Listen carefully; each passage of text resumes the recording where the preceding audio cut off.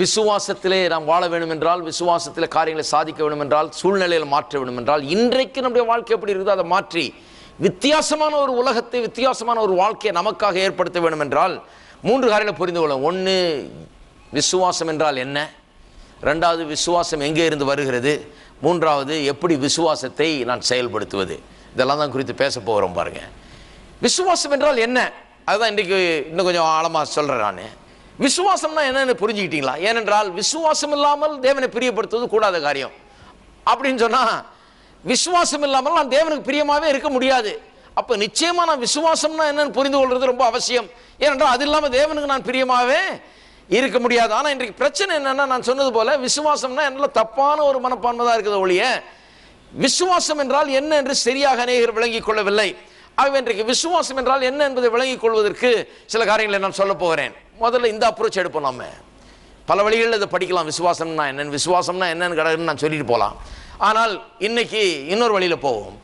விசுவாசம் என்றால் என்ன என்பதை, விசுவாசம்னா என்ன இல்லைன்றதை சொல்லி அதன் மூலமாக காட்டுகிறேன். விசுவாசம் என்றால் என்னன்னு, என்ன இல்லைன்னு பார்த்தோம்னா என்னன்னு விளங்கிடும். விசுவாசம்னா என்ன இல்லை, எது விசுவாசம் அல்ல அப்படின்னு பார்த்தாலே போதும், எது விசுவாசம் என்கிறது நமக்கு தெளிவாய் விளங்கிவிடும். முதலாவதாக, விசுவாசம் என்று சொன்னால் ஏதோ அவ்வப்போது சில அற்புதங்களை வாழ்க்கையில் அனுபவிப்பது என்பது அல்ல. அதல்ல விசுவாச வாழ்க்கை, அதல்ல விசுவாசம். இதை கொஞ்சம் விளக்கி சொல்கிறேன். கிறிஸ்தவர்கள் இன்றைக்கு அவ்வப்போது எங்கேயாவது அற்புத கூட்டத்துக்கு போய் அவ்வப்போது அற்புதத்தை அனுபவிக்கிற கிறிஸ்தவர்கள் தான். ஏதாவது அற்புதம் வேணும்னா எங்கேயாவது ஃபோன் பண்ணி எங்கேயாவது எழுதி போட்டு எங்கேயாவது போய் யாராவது ஊழியக்காரரை பார்த்து ஏதாவது ஒரு அற்புதம் நடக்காதான்னு கேட்டு அவங்க ஜெபம் பண்ணி ஏதாவது பண்ணி ஏதோ ஒரு அற்புதம், ஏதோ ஒரு பிரச்சனைக்கு ஒரு தீர்வு அல்லது ஒரு ஜெபத்துக்கு பதில் உண்டாகுதே. இப்படிப்பட்ட வாழ்க்கை தான் அநேக கிறிஸ்தவர்கள் இன்றைக்கு வாழ்ந்து கொண்டிருக்கிறார்கள். அநேக நேரத்தில் ஊழியர்கள்லாம் கூட இதன் அடிப்படையில் தான் நடந்து கொண்டிருக்கிறது. உங்களுக்கு ஏதாவது தேவையா எனக்கு எழுதுங்கள், உங்களுக்கு தேவை இருக்குமானால் எனக்கு எழுதுங்கள், எனக்கு எழுதினால் நான் ஜெபித்து நான் உங்களுக்கு பதிலை பெற்று தருவேன். இப்படிதான் போயிட்டு இருக்கு பாருங்க. இது என்ன பண்றது? ஏன் இப்படி போயிட்டு இருக்குன்னா, இப்படிதான் ஜனங்க இப்போ பதில பெற முடியுது. வேற வழி இல்லை அவங்களுக்கு. ஏன்னா அவங்களுக்கு அவ்வளவுதான் தெரியும். அவர்களுக்கு என்னன்னா, நமக்கு வேணுன்ற நேரத்தில், அற்புதம் வேணுன்ற நேரத்தில், ஜெபத்துக்கு பதில் வேணுன்ற நேரத்தில் இந்த சகோதரர்கிட்ட போகலாம், இந்த சகோதரிகிட்ட போகலாம், அவர்கிட்ட போகலாம், இவர்கிட்ட போகலாம். அவர் ஜெபம் பண்ணால் இது நடக்கும், இவர் ஜெபம் பண்ணால் இது நடக்கும், இந்த அம்மா ஜெபம் பண்ணால் அப்படி நடக்குதாமே, அந்த அம்மா ரொம்ப நல்லா சொல்கிறாங்களாமே, இந்த அம்மா ரொம்ப நல்லா பண்ணுறாங்களாமே. இதே தான் வேலை கிறிஸ்தவர்களுக்கு. இப்படி தான் வாழ்க்கை. அவங்க நினச்சிட்டு இருக்காங்க ஃபுல்லாக ஒரு அம்மா சொல்கிறாங்க, நான் ஃபுல்லாக ஃபெய்த்தில் தாங்க இருக்கிறேன், எது ஒன்றா உடனே அந்த அம்மாட்ட தான் போகிறேன் நான். அது ஃபெய்த்தே கிடையாது. கர்த்தருக்கு ஸ்தோத்திரம், கர்த்தர் உங்கள் ஜெபத்துக்கு பதில் அளிக்கிறாரு, அந்த அம்மா ஜெபம் பண்ணுறாங்க, அதுக்கு பதில் வருது, கர்த்தர் அற்புதங்களை செய்கிறார், அதெல்லாம் நான் இல்லைன்னு சொல்லலை. கர்த்தர் இந்த மனுஷர்களை உபயோகப்படுத்துகிறார், அதெல்லாம் ரொம்ப சந்தோஷம். நான் என்ன சொல்கிறேன், விசுவாச வாழ்க்கைன்னு என்னன்னு சொல்லிட்டு இருக்கிறேன். விசுவாசி எப்படி வாழணும் அதை பற்றி பேசிகிட்டு இருக்கிறேன். நல்லா கவனிக்க வேணும், போய் குறை சொல்லக்கூடாது. நான் சொன்னது என்ன அப்படி சொல்லிட்டாரு, அப்படிதான் அது. ஏன்னா இதை சொல்கிறதுக்கு தான் இங்கே சபை. நான் இவாஞ்சலிஸ்ட் இல்லை, எதையா ஒன்று சொல்லிட்டு போகிறதுக்கு. இங்கே வார வாரம் நான் போதிக்கிறவன், ஆகவே சரியாக சொல்லணும் இதை. ஏனென்று சொன்னால் அதெல்லாம் விசுவாச வாழ்க்கை. ஏதோ நீங்கள் ஒரு இவாஞ்சலிஸ்ட்டை நாடி போனீங்க அல்லது ஒரு ஊழியக்காரரை நாடி போனீங்க, அவங்க ஜெபம் பண்ணாங்க, உங்களுக்கு பதில் கிடைச்சது, அற்புதம் நடந்தது, சரி ரொம்ப சந்தோஷம், ஒரு அற்புதம் நடந்திருக்கு உங்களுக்கு. இப்போ அடுத்த பிறகு என்ன பண்ண போறீங்க? 6 மாதம் பொறுத்து இன்னொரு அற்புதம் தேவை. அதான் ஒருத்தர் சொன்னார், முதல் மகளுக்கு கல்யாணம் வச்சேயா, கல்யாணம் பண்ண பார்த்தோம், அது ஊழியக்கார்ட்ட போனோம், அந்த அவர் தான் ஏன் ஜெபம் பண்ணார், அவர் ஜெபம் பண்ணி அவர் சொல்லி அவர் எல்லாம் பார்த்து அவர் தரிசனம் கண்டு அவர் எல்லாம் பண்ணி எல்லாம் எனக்கு சொல்லி அப்படி தான் ஆச்சு. 2வது பொண்ணுக்கும் நேரம் அவர்கிட்ட தான் போகணும். முதல்ல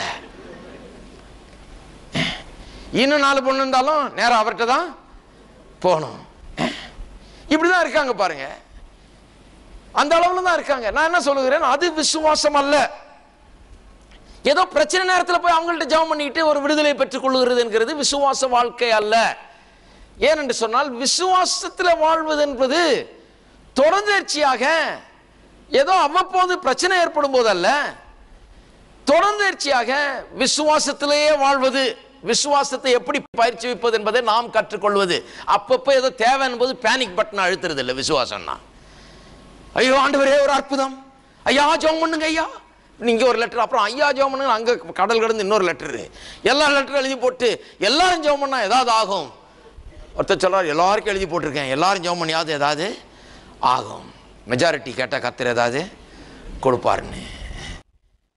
ஏதோ அந்த அளவில் தான் ஓடிட்டு இருக்கு நிறைய பேருக்கு வாழ்க்கை. இன்னும் விசுவாச வாழ்க்கைக்குள்ளே வரல அவங்க. விசுவாச வாழ்க்கைன்னா என்ன, எப்படி விசுவாசத்திலே வாழ்வது என்பதை கற்றுக்கொள்வது. நான் சொன்னேன் இல்லையா, நம்புவது, பிறகு வார்த்தையை வாயில் வைப்பது, பிறகு உறுதியும் நிச்சயத்தையும் உள்ளத்தில் பெறுவது, அப்புறம் அதன்படி நடந்து கொள்வது. இது ஒரு வாழ்க்கை முறை பாருங்க. It's a life style. அப்போ விசுவாச வாழ்க்கை என்கிறது ஏதோ எப்போ ஒரு தேவை இருக்கும்போது போய் என்னமோன்னு அலறி அடித்து ஓடி போய் என்னத்தையோ பெற்றுக்கொண்டு வர்றது இல்லை. விசுவாச வாழ்க்கைனா வாழ்க்கை இப்படி தான் இருக்க வேணும்னு செட் பண்ணி மைண்டில் அந்த செட் பண்ண அந்த லக்குக்கு நேராக என்னுடைய வாழ்க்கையை திருப்பி அன்றாடம் அந்த திசையில நான் பேசி, அதை குறித்து நான் பேசி, அதை விசுவாசித்து, அதை உறுதியாய் நிச்சயமாய் நம்பி அதற்கேற்ற செயல்பாடுகளை உடையவனாயிருந்து அதை அடையத்தக்கவனாய் நான் மாற வேண்டும். அதுதான் விசுவாச வாழ்க்கை. அப்ப விசுவாசத்துக்கும் இந்த அற்புதங்களுக்கும் பெரிய வித்தியாசம் இருக்கிறது. இரண்டாவது, விசுவாசம் என்றால் நம்பிக்கை அல்ல, நம்பப்படுகிறவர்களின் உறுதின்னு சொல்லியிருக்கு. நம்பப்படுகிறவர்களின் உறுதின்னு சொன்னால் ஹோப். ஹோப்னு சொன்னால் நம்பிக்கை. சிலருக்கு நம்பிக்கைக்கும் விசுவாசத்துக்கும் உள்ள வித்தியாசம் தெரியல, ஆனால் அது வித்தியாசமானது என்பதை புரிந்து கொள்ள வேணும். எபிரேயர் 11:1 சொல்லப்பட்டிருக்கிறது, விசுவாசமானது நம்பப்படுகிறவர்களின் உறுதி. Faith is the substance of things hope for. அப்போ ஃபெய்த்தும் ஹோப்பும் ரெண்டும் எபிரேயர் 11:1 சொல்லப்பட்டிருக்கிறது. ஃபெய்த்தும் ஹோப்பும் ரெண்டும் ஒன்றா சொல்லப்பட்டிருக்கிறதுனால இங்கே எபிரேயர் 11:1 நிச்சயமாக அது வித்தியாசமானதாக இருக்க வேணும். ஏனென்று சொன்னால் விசுவாசம் ஒன்று, நம்பிக்கை இன்னொன்று. அதனால தான் ரெண்டுத்தையும் இங்கே மென்ஷன் பண்ணியிருக்குது. அது மட்டும் இல்லாமல் திருப்பினீர்கள் என்றால் 1 கொரிந்தியர் 13ஆம் அதிகாரத்துக்கு திருப்போம். 13:13 இப்பொழுது விசுவாசம், நம்பிக்கை, அன்பு இம்மூன்றும் நிலைத்திருக்கிறது, இவைகளில் அன்பே பெரியது. சரி, விசுவாசம், நம்பிக்கை, அன்பு 3 காரியத்தை சொல்லி இருக்குது. ஏன் வாசித்தேன்னு சொன்னால், விசுவாசம்னா ஒன்று, அன்புனா இன்னொன்று, நம்பிக்கைனா வேறொன்று. அதனால தான் 3 வித்தியாசமாக அங்கே சொல்லப்பட்டிருக்கிறது. விசுவாசம், நம்பிக்கை எல்லாம் ஒன்றுன்னு சொன்னால் அப்படி சொல்ல வேண்டியதில்லை. விசுவாசம், நம்பிக்கை, அன்பு என்று தனித்தனியாக சொல்லியிருக்குது. 3ம் வித்தியாசமான காரியங்கள். விசுவாசமும் நம்பிக்கையும் வித்தியாசமான காரியங்கள். ஏன் இதில் சில நேரத்தில் வித்தியாசத்தை தெரிந்து கொள்ளுகிறதில்லை என்று சொன்னால், விசுவாசம் முதல்ல இந்த தரிசனம் நம்பிக்கையில் ஆரம்பிக்கிறது, பிறகு அது விசுவாசமாகிறது. முதல்ல என்ன பண்ணுகிறோம், ஒரு தரிசனத்தை உடையவர்களாக இருக்கிறோம், ஒரு நம்பிக்கை உள்ளத்தில் வைக்கிறோம், அதுதான் பிறகு நிச்சயம், அதை குறித்த நிச்சயம்தான் விசுவாசம். ஆகவே இது கொஞ்சம் ரொம்ப க்ளோஸ்லி ரிலேட்டடாக இருக்கிறதுனால, ஒன்றோடொன்று ரொம்ப சம்மந்தப்பட்டதாக இருக்கிறதுனால அநேக நேரத்தில் நம்பிக்கையை பற்றி அநேகருக்கு தவறான எண்ணம் வந்துடுது. அவங்க என்ன நினைக்கிறாங்க, நம்புறது தான் விசுவாசம் என்று. நம்பிக்கை வேற, விசுவாசம் வேற. பாருங்க, அநேகர் சொல்லுவாங்க நம்பிக்கையை சில நேரத்தில் ரொம்ப தாழ்வாக நினைச்சிடக்கூடாது, அது விசுவாசம் இல்லைங்கிறதுனால அது தாழ்வாக நினைச்சிடக்கூடாது. சிலர் சொல்லுவாங்க டோன்ட் கெட் யுவர் ஹோப்ஸ் அப் அப்படின்னு சொன்னால், ரொம்ப நம்பிக்கையை ரொம்ப வளர்த்துக்காதீங்க, ஏன்னா அப்புறம் ஏமாந்துருவீங்க. ரொம்ப நம்பிக்கையை வளர்த்துக்கிட்டிங்கன்னா அப்புறம் அது நடக்கலைன்னா ஏமாற்றம் அடைந்துருவீங்க. அதனால் ரொம்ப நம்பிக்கையை அதிகமாய் வளர்த்து கொள்ள வேண்டாம் என்று சொல்வார்கள். ஆனால் என்ன விஷயம்னா, நம்பிக்கை ரொம்ப அதிகமாக வளர்க்க வேண்டியதாக இருக்குது. அது ஏன் வளர்த்துக்க வேண்டாம்னு சொல்லி பிசாசானவன் பாருங்கள், அவனுக்கு தெரியும். ஏன்னா நம்பிக்கையை வளர்த்துக்கிட்டா அப்புறம் கொஞ்சம் விசுவாசத்தை பற்றி கற்றுக்கிட்டா இந்த நம்பிக்கையை பற்றி பெரிய உறுதியாகிடும், நிச்சயம் உள்ளே வந்துடும். அது உள்ளே வந்துட்டா அப்புறம் செயல்பாடு வந்துடும். அப்புறம் அது வந்துட்டா அந்த நம்பிக்கை எதை நம்பிக்கிட்டு இருக்கிறாங்களோ அதை அடையக்கூட வாழ்க்கையை அது மாறிவிடும் என்று சொல்லி பிசாசுக்கு தெரியும் பாருங்கள். அதனால தான் அவன் என்ன பண்ணுறான், நம்பிக்கை ரொம்ப உயர்த்தி வைக்காதீங்க, ரொம்ப அதிகமாக நம்பாதீங்க, ரொம்ப நம்பிக்கையை வளர்த்துக்காதீங்க, வளர்த்துக்கிட்டிங்கன்னா அப்புறம் அது நடக்கலைன்னா உங்களுக்கு ஏமாற்றம் உண்டாயிடும்னு சொல்லி இப்படி தவறான எண்ணங்களை உள்ளத்தில் வைக்கிறான். ஆனால் நம்பிக்கை ரொம்ப முக்கியம் பாருங்கள். நம்பிக்கை அதிகமாக வளர்க்க வேண்டியதாக இருக்கிறது. உங்கள்கிட்ட கூட ஜனங்க சொல்லுவாங்க ரொம்ப நம்பிக்கையை வளர்த்துக்காதீங்க, டோன்ட் கீப் யுவர் ஹோப்ஸ் அப். டாக்டர்கிட்ட போனீங்கன்னா சொல்லுவாங்க இல்லையா, ரொம்ப வியாதியாக இருக்கிறவங்க ஒன்றுமே செய்ய முடியாதுன்னு சொல்லிடுறாரு டாக்டர். அப்போ சொல்லுவார், போகிற ஆட்கள் சில நேரத்தில் எப்படியும் சரியாயிடுங்க அப்படின்னு அவங்க ஒரு சரியாகணும்னு ஒரு ஆசை அவங்களுக்கு இருக்குது, நம்பிக்கை இருக்குது. அவங்க எப்படி சரியாயிடுங்கன்னு சொன்னால் கூட டாக்டர் மூலமாக கூப்பிட்டு தனியாக சொல்லுவார், ரொம்ப நம்பிக்கையை ரொம்ப வளர்த்துக்காதீங்க, ஏன்னா சரியாயிடும் கடைசியில் சரியாகலைன்னா உங்களுக்கு ரொம்ப ஏமாற்றம் ஆகிடும், ஆகவே ரொம்ப வளர்த்துக்காதீங்க. பிஸ்னஸ் ஆரம்பிக்கும் போது சிலர் சொல்லுவாங்க ரொம்ப நம்பிக்கையை வளர்த்துக்காதீங்க, ஏன்னா ரொம்ப நம்பிக்கையை உயரமாக வளர்த்துக்கிட்டு அப்புறம் அது நடக்கலைன்னா ரொம்ப ஏமாற்றமாக ஆகிவிடும் என்று சொல்லுவாங்க. ஆனால் பாருங்கள், அந்த நம்பிக்கை தான் விசுவாசத்துக்கு அடிவேராக இருக்குது பாருங்கள். விசுவாசம் வளர்றதுக்கு அதுதான் ஃபஸ்ட்டு ஸ்டெப்பாக இருக்குது. ஃபஸ்ட்டு ஸ்டெப்லேயே எல்லாத்தையும் அறுத்து எறியறதுக்கு வேலை நடக்குதாங்க. நம்பிக்கை ரொம்ப முக்கியமான ஒரு காரியம். வேத வசனம் சொல்லுகிறது, நம்பிக்கை என்பது ஆத்துமாவின் நங்கூரம். ஆத்மாவின் நங்கூரம்னா, ஆத்மான்னு சொன்னா மனது. இந்த மனதுக்கு ஒரு நங்கூரம் மாதிரி இருக்குது. நங்கூரம்னா என்ன? ஒரு பெரிய கப்பலை கடல்ல ஒன்று நிறுத்துறாங்க பாருங்க, அந்த நின்ன இடத்துல அது நிக்கணும்னு சொன்னா இந்த நங்கூரத்தை போடுகிறார்கள். அது அப்படியே நிக்குது பாருங்க, தஸ்மா அலையில் அடிச்சுட்டு போறது இல்லை. அநேகருடைய வாழ்க்கை வந்து அலை எப்படி அடிச்சுன்னா, இங்கே கப்பல் விட்டீங்கன்னா நாளைக்கு அடுத்த தெருவில் நிற்கும் அது. ஏன்னா எப்படி காத்தடிக்குதோ, எப்படி அலை அடிக்குதோ அந்த பக்கம் போய்கிட்டு இருக்கோம். ஆத்மாவில் நங்கூரம் என்று சொன்னால் வாழ்க்கையை வந்து எந்த திசையில செட் பண்றோமோ அந்த திசையில அப்படியே நிற்கும்படியாக ஒரு நங்கூரம் போல நம்பிக்கை செயல்படுகிறது. Hope is an anchor for my mind. என்னுடைய மனதுக்கு ஒரு நங்கூரம் மாதிரி இருக்குது. நான் திசை மாறாமல் இருக்கும்படியாக, நான் எதை நம்பினேனோ அதன் மேலேயே என் கண்களை வைத்து அதையே நோக்கி கொண்டு அந்த திசையிலேயே நான் செல்லும்படியாக எனக்கு உதவுகிறது என்ன? நம்பிக்கை தான். என் மனதளவில் அது இருக்குது பாருங்க. என் மனதை அது நேரான எந்த திசையில் நான் போக விரும்புகிறேனோ, எதை அடைய விரும்புகிறேனோ அதுக்கு நேராக வைக்க உதவுகிறது. அநேருக்கு தான் பாருங்க, ஆத்மாவின் நங்கூரம்னா என்னன்னு விளங்கல, அவங்களுக்கு நம்பிக்கை உள்ளத்தில் இல்லை. அதனால தான் போன வருஷம் இப்படி எதிர்பார்த்தாங்க, இந்த வருஷம் அப்படி எதிர்பார்க்கறது இல்லை. ஏன்னா ஒருத்தர் சொல்றாரு, நம்பிக்கையை ரொம்ப வளர்க்கக்கூடாதுன்னு கற்றுக்கிட்டேன் பிரதர். ரொம்ப நம்பிக்கையை வளர்த்துக்கிட்டா அப்புறம் வாழ்க்கையில் பெரிய ஏமாற்றம் வரும்னு கற்றுக்கிட்டேன் அப்படின்றாங்க. ரொம்ப தப்பு அது. வாழ்க்கையில் நம்பிக்கையை வளர்க்க கற்றுக்கொள்ள வேணும். அதுதான் உங்கள் ஆத்மாவின் நங்கூரமாக இருக்குது. என்ன பிரச்சனை வந்தாலும், என்ன அதுக்கு எதிராக என்ன வந்தாலும், எதை நம்பி இருக்கிறீர்களோ அதையே நோக்கி உங்களுடைய வாழ்க்கையை நீங்கள் செலுத்துவதற்கு, உங்கள் மனதை நீங்கள் செலுத்துவதற்கு உங்கள் நம்பிக்கை ஆத்மாவின் நங்கூரமாக இருக்கிறது. ஆனால் நம்பிக்கையை பற்றி ரொம்ப சர்வசாதாரணமாக சொல்லிடக்கூடாது. நீங்கள் அதை வந்து ரொம்ப லேசாக எண்ணி விடக்கூடாது. அதனால தான் பாருங்கள், ரிட்டையர் ஆகிறவங்கள பாருங்கள், வேலையில் சேரும்போது அதே ஆட்கள் 35 வருஷத்துக்கு முன்னால் வேலையில் சேர்ந்துருப்பாங்க. 25 வயசில் பார்த்தீங்கன்னா அவங்க போய் எப்படி சேர்ந்தாங்க? ஒரு பெரிய தரிசனத்தோடு எங்கேயாவது எங்கேயாவது தமிழ்நாட்டில் எங்கேயா மூலையில் கிராமத்துலேருந்து வந்திருப்பாங்க. சென்னையில் வந்து இறங்கி தங்க இடம் இல்லாமல், அது இல்லாமல், இது இல்லாமல், ஒருத்தர் சொல்கிறார், ரோட்டில் 2 இட்லி வாங்கி சாப்பிட்டுட்டு இருந்தேயா அப்படின்னாரு. இன்னைக்கு பெரிய ஆஃபீஸர் ஆகிட்டார் பாருங்க. இன்றைக்கி அவ்வளோ ஒரு பெரிய தரிசனம். வந்து இங்கே இப்போ எக்ஸாம் எழுதி, ஐபிஎஸ் எக்ஸாம் எழுதி, அது எழுதி, இது எழுதி, பெரிய அவ்வளவு ஒரு பெரிய தரிசனத்தோட ஐஏஎஸ் எழுதணும், அது எழுதணும், இது எழுதுன்னு எழுதுறாங்க.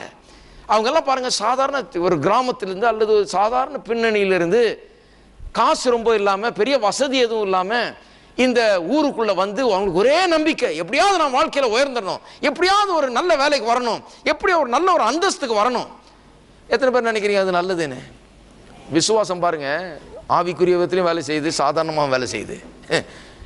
அதனால தான் விசுவாசத்தை பற்றி நிறைய பேர் எழுதிட்டு இருக்கிறாங்க உலகத்தார் கூட. அவங்களுக்கே தெரியுது எப்படி வேலை செய்யுதுன்னு. இப்படி தான் மனுஷன் வேலை செய்யும்படியாக இயங்கும்படியாக கர்த்தர் வச்சிருக்கிறார் பாருங்கள்.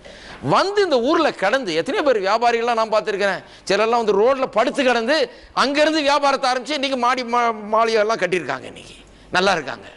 ஏன்னு சொன்னால் அவர்கள் வரும்போது அவர்களுக்குள்ள ஒரு பெரிய நம்பிக்கை இல்லைங்களா?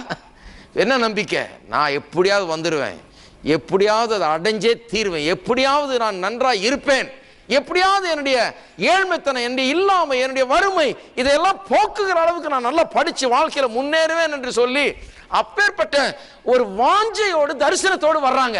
அந்த தரிசனம் தான் அவங்க ரோட்டில், பஸ் ஸ்டாண்டில், அங்கே அங்கே ரயில்வே ஸ்டேஷனில் படுத்து கிடந்தா கூட, கொசு கடிச்சா கூட ஒன்றும் தெரிய மாட்டேங்குது. ஏன்னா தரிசனம். கொசு கடிச்ச உடனே அடுத்த நாளே பஸ் ஏறி வீட்டுக்கு திரும்பி, கிராமத்துக்கு திரும்பி போகிற ஆள் வந்து தரிசனம் இல்லைன்னு அர்த்தம்.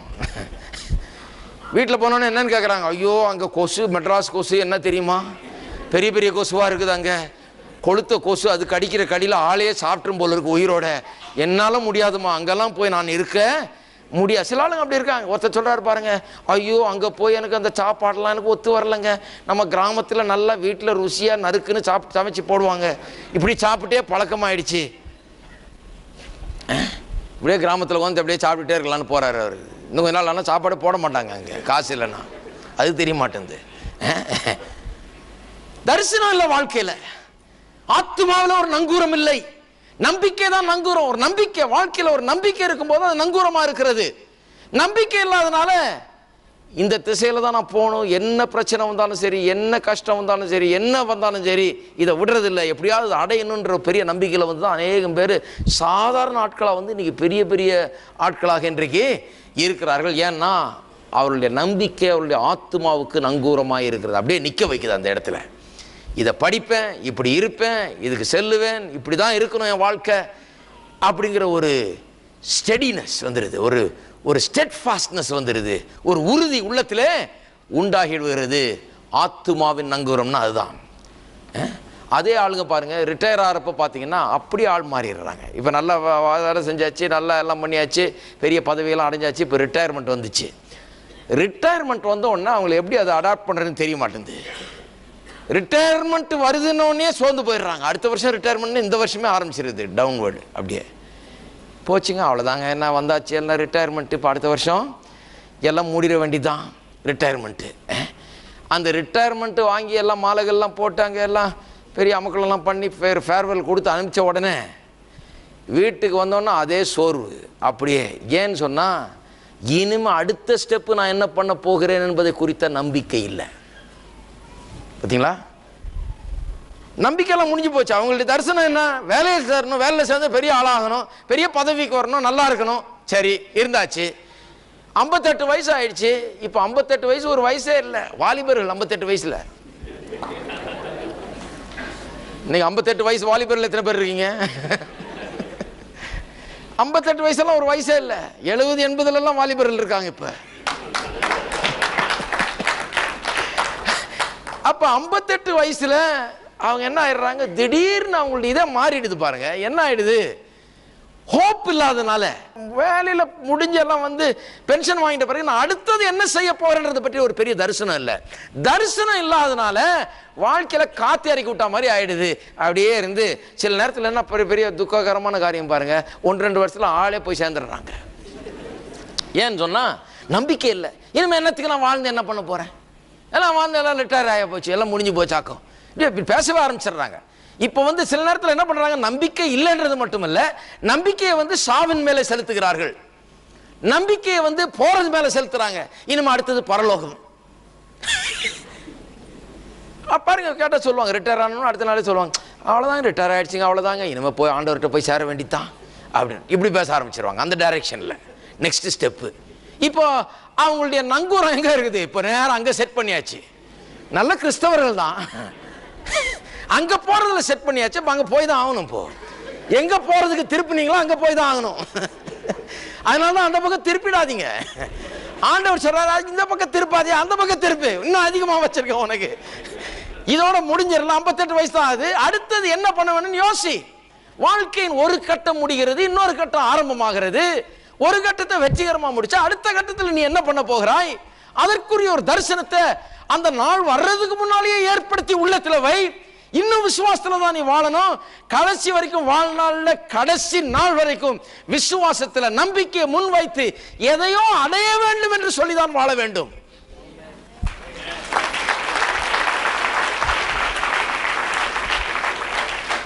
இங்க இருக்கிற யாரும் அப்படி ரிட்டையர் ஆகக்கூடாது. என்கிட்ட வந்து ரிட்டையர் ஆயிட்டம் பிரதர் அப்படி சொல்லக்கூடாது. ரிட்டையர் ஆயிட்டம் பிரதர், இப்போ அடுத்த ஸ்டெப்பு, அடுத்த வாழ்க்கை ஆரம்பிக்குது. ஒரு வாழ்க்கை முடிஞ்சது, இன்னொரு வாழ்க்கை ஆரம்பிக்குது. இப்போ இன்னும் ஸ்ட்ராங்காக ஆரம்பிக்கலாம். இப்போ பென்ஷன் வருது, கிராஜுவிட்டி ப்ராவிடென்ட் ஃபண்ட்லாம் வாங்கியிருக்கிறீங்க, எல்லாம் லட்ச லட்சமாக வாங்கி கரெக்டாக பேங்க்கில் போட்டிருக்கிறீங்க. அப்போ வந்து 2 இட்லி சாப்பிட்டுட்டு பிரசவாகத்தில் நின்றுக்கிட்டு தெருவில் நின்று சாப்பிட்ட நிலையில் இல்லை. இப்போ ஜோராக இருக்கிறீங்க ஆளு. இப்போ இன்னும் ஹையா காரியங்களை செட் பண்ண வேண்டும், மனதை செட் பண்ண வேண்டும், கண்களை இன்னும் ஏறெடுத்து பார்க்க வேண்டும், இன்னும் உயரமான நோக்கங்களை உடையவர்களாக இருக்க வேண்டும், இன்னும் உள்ளத்தில் தைரியம் அதிகமாக இருக்க வேண்டும், கான்ஃபிடன்ஸ் அதிகமாக இருக்கணும். ஏனென்றால் தேவன் நல்லவர் என்பதை ருசித்து பார்த்திருக்கிறீர்கள், எல்லா நன்மை அடைந்திருக்கிறீர்கள்.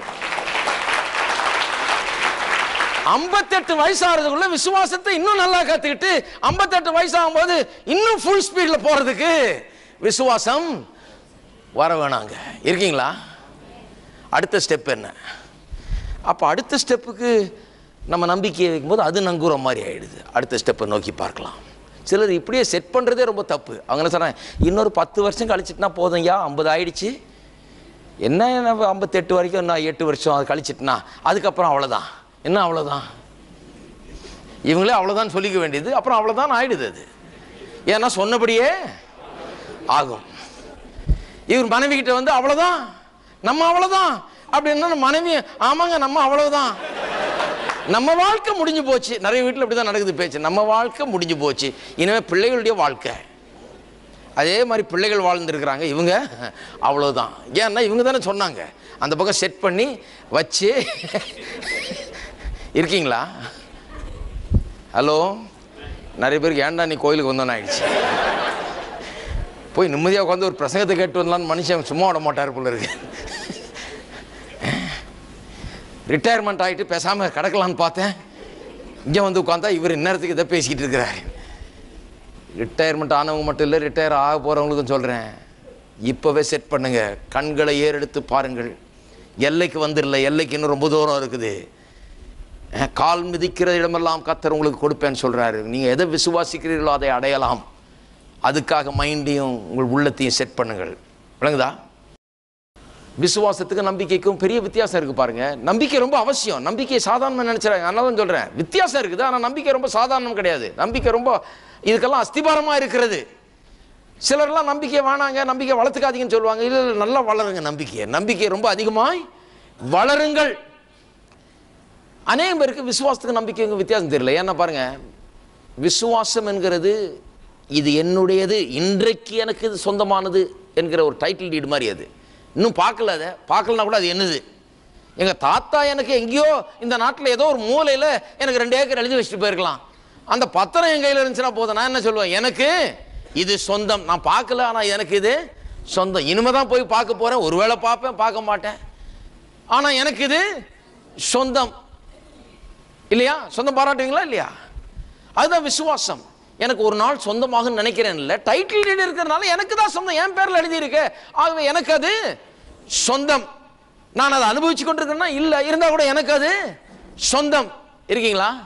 அப்போ நான் சொல்லுகிறேன், சுகம் எனக்கு சொந்தம். இல்லைங்க, இன்னும் சுகமாகலைங்க, அப்போ கூட சுகம் உங்களுக்கு சொந்தம். இருக்கீங்களா?